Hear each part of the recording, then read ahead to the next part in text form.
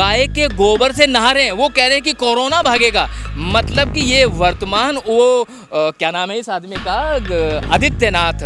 ये जो आदित्यनाथ है गंजेला, क्या नाम है इसका, दाढ़ी वाला आदमी, मोदी। मोदी, हाँ मोदी, मतलब जिसने कई तरह के मोड़ दे दिए इस देश को, मोदी।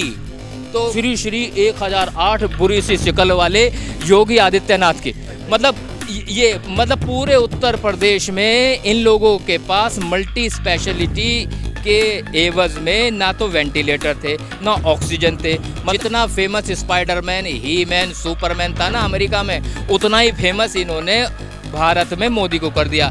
आज गणेश जी से ज़्यादा फोटो मोदी की बिक रही है। आज भोले को कम पूछ रहे हैं लोग, मोदी को ज़्यादा पूछ रहे हैं। वो नंगे नंगे नहीं वो नाचते, वो साधु बुरी सी शक्ल के, वो अजीब से वो नंगे नंगे होके नाचते हैं। उन्हें इतनी शर्म नहीं थी कि जो है, एक तो तुम नंगे हो, ऊपर से तुम नहा रहे हो, ऊपर से महिलाएं भी तुम्हें देख रही हैं, और फिर सारे लोग तुमने इकट्ठे करते तो कोरोना फैलेगा। आपको क्या लग रहा है कि 2022 में कौन जीतने वाला है? अभी तो राजनीतिक गलियारों में जो सरगर्मियां हैं वो बड़ी तेज हो गई हैं। विशेष रूप से उत्तर प्रदेश की राजनीति में जो राजनीतिक दल हैं, जो अलग अलग भूमिकाएं निभा रहे हैं, जिसमें मुख्य तौर से भारतीय जनता पार्टी है, समाजवादी पार्टी है और बहुजन समाज पार्टी है। ये तीन पार्टी ऐसी हैं जो मुख्य दलों के रूप में कार्यरत हैं उत्तर प्रदेश में, और इन्होंने अपने अपने स्तर पर कार्यवाही चालू कर दी है, ज़मीन पर उतर के काम कर रहे हैं। लेकिन जो खेल बनाने और बिगाड़ने की जो क्षमता मुझे दिखाई दे रही है वो छोटे राजनीतिक दलों में है। जैसे अगर मैं ईस्ट में जाऊं तो सुहेल देव भारतीय समाज पार्टी है, जिनके वर्तमान में 4 विधायक हैं, ओम प्रकाश राजभर, वो उधर एक अपना वजूद रखते हैं। उसके अलावा अपना दल है अनुप्रिया पटेल का, और एक महान दल है उस तरफ अगर देखें। एक और दल वहाँ सावित्रीबाई फुले के नेतृत्व में है, बहुजन समाज पार्टी काशीराम साहब के नाम से बहुजन समाज पार्टी भी है उधर। और इसके अलावा एक छोटा राजनीतिक दल है AIMIM, ऑल इंडिया मजलिस इत्तेहादुल मुसलमीन, जिनके राष्ट्रीय अध्यक्ष माननीय असदुद्दीन ओवैसी साहब हैं। तो वो भी एक बहुत बड़ा जो है असर रखते हैं यहाँ। इसके अलावा अगर मैं वेस्ट में आ जाऊँ तो वेस्ट में जो सबसे बड़ा दल है, वेस्ट में अगर देखें इन बड़े राजनीतिक दलों को छोड़ करके, RLD है, राष्ट्रीय लोक दल, जिनके राष्ट्रीय अध्यक्ष माननीय जयंत चौधरी साहब हैं। उसके अलावा एक नया दल और बहुजन समाज में उभर के आया है, जिसका नाम है आज़ाद समाज पार्टी।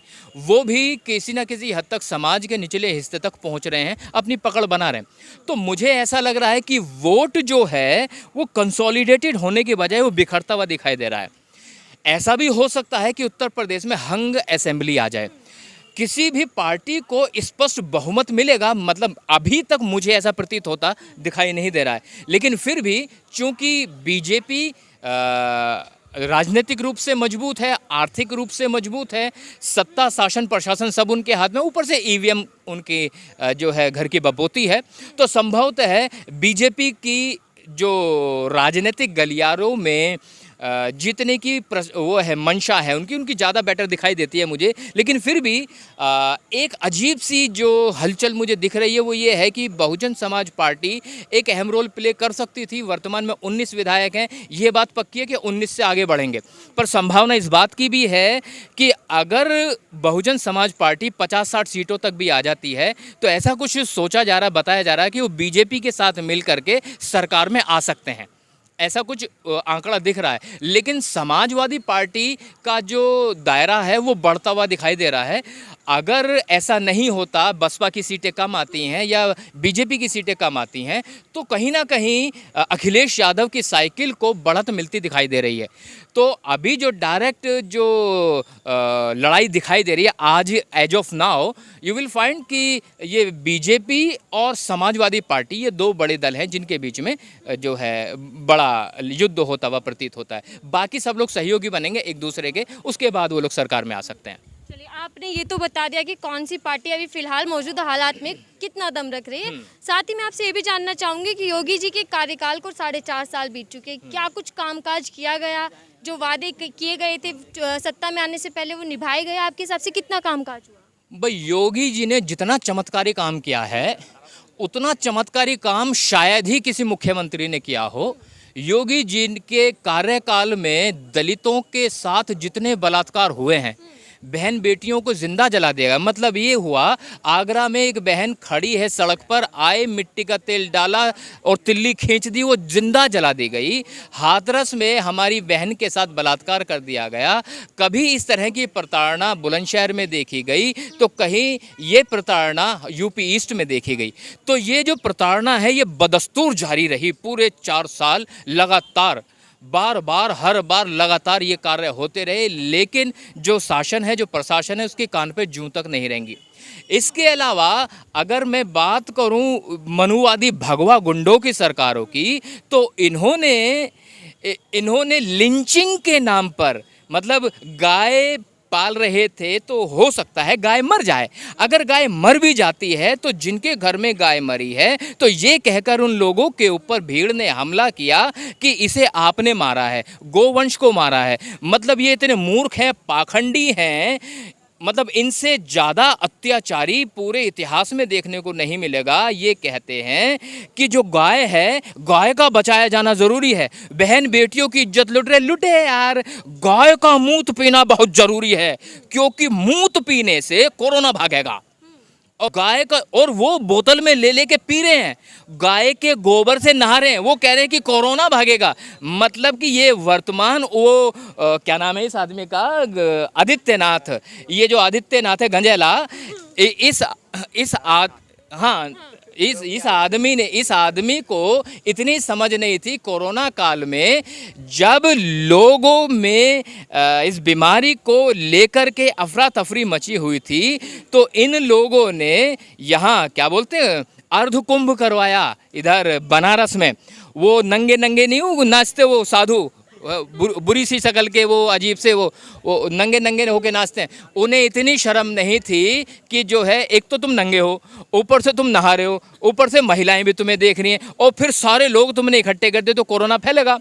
इसके अलावा इन्होंने एक तो ये अर्ध कुंभ करा, फिर करा पूरा कुंभ करा इन्होंने हरिद्वार में जाके, और हरिद्वार में जो पूरा कुंभ किया उसमें लाखों लोग फिर इकट्ठे कर लिए।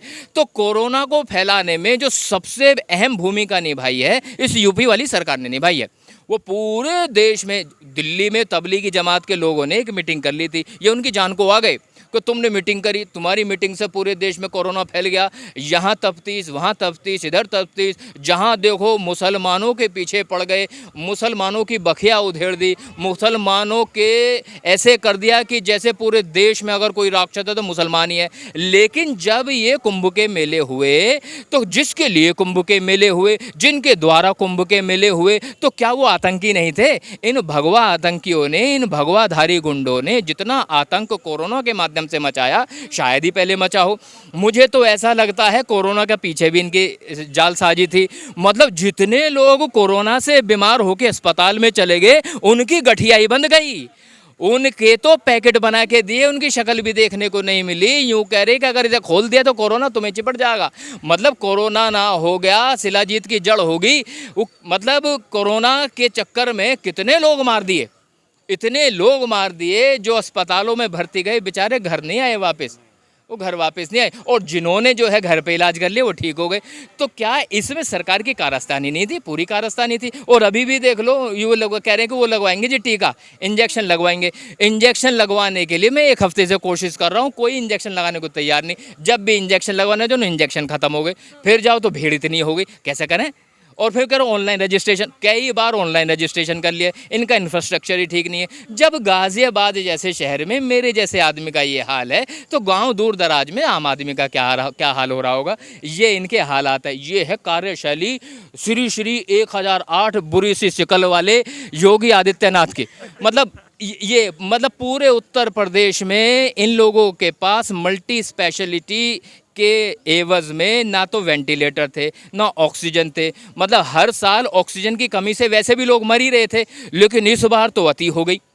तो ना तो इन्होंने चिकित्सा के क्षेत्र में काम कुछ किया, ना इन लोगों ने कृषि के क्षेत्र में कुछ अच्छा काम किया, और महंगाई का आलम तो बीजेपी सरकार ने कुछ इस तरह का कर दिया है कि अब तो इनसे कुछ उम्मीद भी नहीं रही। कुछ इस तरह का कर दिया कि तू नहीं तेरा गम और तेरी जुस्तजू भी नहीं, कि तू नहीं, तेरा गम और तेरी जुस्तजू भी नहीं, और गुजर रही है जिंदगी इस तरह, इसे किसी के सहारे की आरजू भी नहीं, और यूं ही रह जाऊंगा कभी खो के मेरी हमनफस, तू मुझे जवाब दे या ना दे, बस मेरे दिल में कभी कभी ख्याल आता है। तो वो जो ख्याल है वो ख्याल ही रह गया कि मेरी माँ को ऑक्सीजन मिल जाता तो बच जाती, मेरी माँ को वेंटिलेटर मिल जाता तो बच जाती। ओ माँ कहाँ बच रही, माँ को तो लेगा यमराज, कोरोना ना छोड़ा माँ को। और योगी आदित्यनाथ ने कुछ नहीं किया भाई साहब, केवल और केवल ये जो वो कहो मेट्रो बन रही है, ये डीपीआर बहन जी के ज़माने में सैंक्शन हो गया था, और फिर जो है अखिलेश यादव जी ने जो है काम किया उस पर। मतलब अखिलेश प्लस मायावती मेरी नज़र में बहुजन समाज है, क्योंकि एससी और ओबीसी ये तो बहुजन समाज है, तो ये तो काम बहुजन समाज के लोगों का था, और ये तो माला पहनने को आया केवल। लेकिन योगी जी कह रहे हमने घर घर विकास पहुंचाया है। और घर घर इन्होंने मोदी पहुंचाया, विकास ना पहुंचाया, हर घर में मोदी घुसेड़ दिया इन्होंने, टीवी के माध्यम से, व्हाट्सएप के माध्यम से, है वो बड़ी बड़ी लंबी दाढ़ी वाला आदमी हर जगह पहुंच गया, केवल और केवल। मतलब जितना फेमस स्पाइडरमैन, ही मैन, सुपरमैन था ना अमेरिका में, उतना ही फेमस इन्होंने भारत में मोदी को कर दिया। आज गणेश जी से ज़्यादा फोटो मोदी की बिक रही है, आज भोले को कम पूछ रहे हैं लोग, मोदी को ज़्यादा पूछ रहे हैं, क्योंकि एडवर्टाइजमेंट इतना कर दिया, इतना ज़बरदस्त, और सरकारी खर्चे पे कर दिया। इससे बढ़िया बात क्या हो सकती है?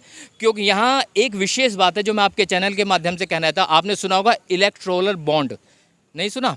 सुन लो, बड़ी खतरनाक चीज़ इस आदमी ने कर दी। क्या नाम है इसका, ये दाढ़ी वाला आदमी? मोदी। हाँ, मोदी, मतलब जिसने कई तरह के मोड दे दिए इस देश को, मोदी।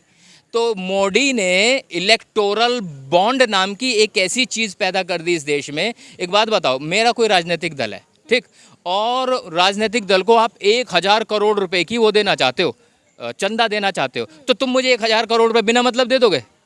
कोई ना कोई तो उद्देश्य तुम्हारा भी होगा, तुम भी मन में कुछ लिए बैठे हो ना, गुरु इसे 1000 करोड़ रुपए दे दो, हमारा ये काम सीधा हो जाएगा, है ना? काम कौन सा सीधा होगा? जैसे मुझे 5G का स्पेक्ट्रम चाहिए, या मुझे 4G का स्पेक्ट्रम चाहिए, या मुझे कोलगेट समझ गए, वो करने वाला नहीं, कोयले वाला गेट, समझ गए, कोलगेट का लाइसेंस चाहिए, या फिर पॉलिसी बदलवानी है, तो कई हजार करोड़ रुपए दिए जाते थे। और फिर उसी पार्टी को तो दिया जाएगा वो चंदा जो पार्टी पावर में होगी। तो इलेक्टोरल बॉन्ड के माध्यम से जो काला धन था इन्होंने सफ़ेद कर दिया। अब क्या होता है, आप कई हजार करोड़ के electoral bond state bank of India से खरीद सकते हो, और उन बॉन्ड को लेकर के किसी भी राजनीतिक दल को दे सकते हो। अब राजनीतिक दल को दे दिया, वो साफ हो गया कि भैया पैसा गया है, लेकिन वो ये कह रहे हैं कि सरकार इस बात को छिपा लेगी कि किसने पैसा दिया और किसको दिया है, वो छिपाया जाएगा। चलो कोई बात नहीं, छिपा लो। 10,000 करोड़ रुपए अगर किसी राजनीतिक दल को दिए जाएंगे, और जो आदमी पैसा देगा, पैसा इंडस्ट्रीज देगा, औद्योगिक घराने का आदमी देगा, वो इसलिए पैसा देगा ताकि उसका माल भारत में बेचा जाए, उसके लिए पॉलिसी निर्धारित हो, उसका माल भारत में बेचा जाए, उसके लिए compatibility in the market must be established, वो इस्टेब्लिश की जाए, तो उसके लिए काम करेगा।